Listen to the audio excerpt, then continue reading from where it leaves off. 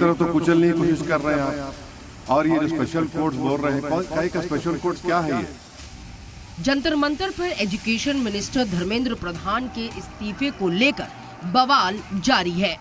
मुजाहिरीन तलबा का कहना है कि जब तक एजुकेशन सिस्टम में सुधार नहीं होगा तब तक वो धरने पर बैठे रहेंगे। कॉकरोच जनता पार्टी की आवाज पर शुरू हुए इस एहतजाज में मुल्क भर से तलबा आ रहे हैं और मरहूम नीट तालिबे इल्म के लिए इंसाफ की गुहार कर रहे हैं। दरअसल पिछले 3 दिनों से जारी संग्राम की आग मुल्क के कोने कोने तक पहुंच गई है, लेकिन इन सब के बीच पीएम मोदी का एक्स पर पोस्ट आया जिसके जरिए पीएम ने तालिबे इल्म को भरोसा दिया है कि सरकार एक फास्ट ट्रैक बनाएगी और पेपर लीक के मुलाजमीन पर सख्त कार्रवाई की जाएगी।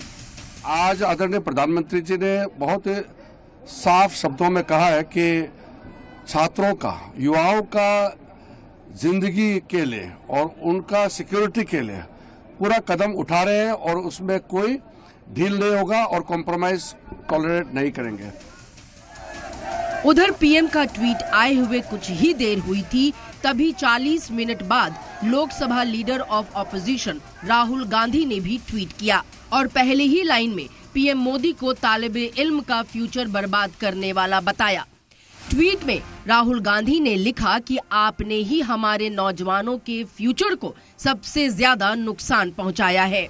आपने न सिर्फ हमारी एजुकेशन सिस्टम पर पूरा कब्जा होने और उसे बर्बाद होने दिया, उसे बढ़ावा भी दिया और इसके जिम्मेदार हर शख्स को आपने बचाया है।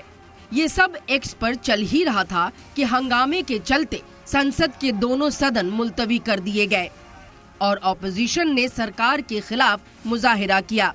इस मुद्दे पर लोकसभा और राज्यसभा दोनों में शोर शराबा और नारेबाजी हुई।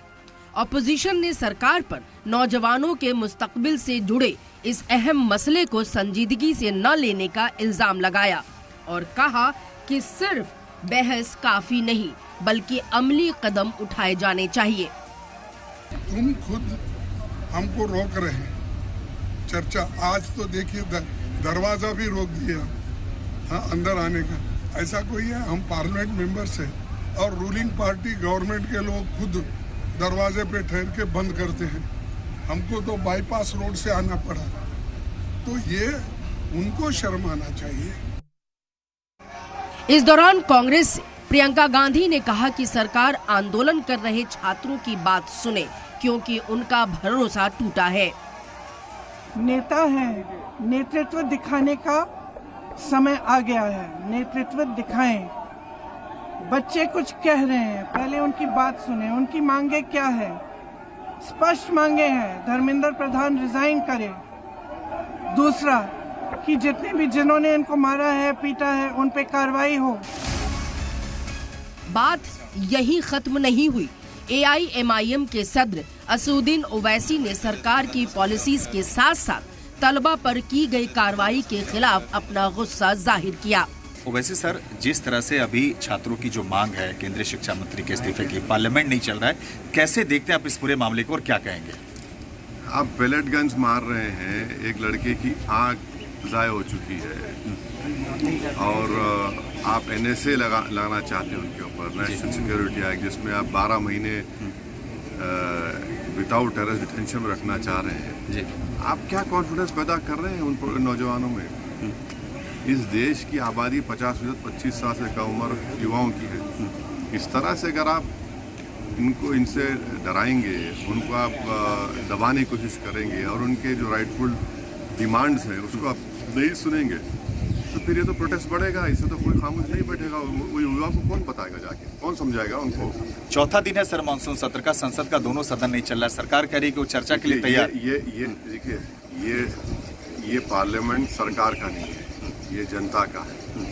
इसकी एक एक ईंट में इस जनता की आवाज़ है और अगर उस जनता की आवाज़ को हम रिफ्लेक्ट नहीं करेंगे तो फिर यह तो सिर्फ जहाँ पर जाकर सिर्फ अगर थंब लगाना है, अंगूठा लगाना है, तो उसलिए तो हम नहीं आए।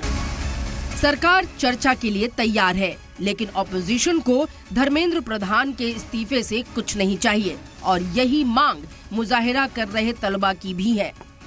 जहां सरकार की तरफ से यही कहा जा रहा है कि बात सरकारी दफ्तर में मुजाहिरीन के पहुंचने के बाद ही होगी। वहीं धरने पर बैठे तालिबे इल्म का कहना है कि जिसको बात करनी है वो जंतर मंतर पे आए। ऐसे में सवाल ये बनता है कि क्या बातचीत आपसी अहम के चलते नहीं हो पा रही है या सरकार धर्मेंद्र प्रधान के इस्तीफे की मांग को संजीदगी से नहीं ले रही है और मुजाहरे को बढ़ने दे रही है। ब्यूरो रिपोर्ट, सलाम टीवी।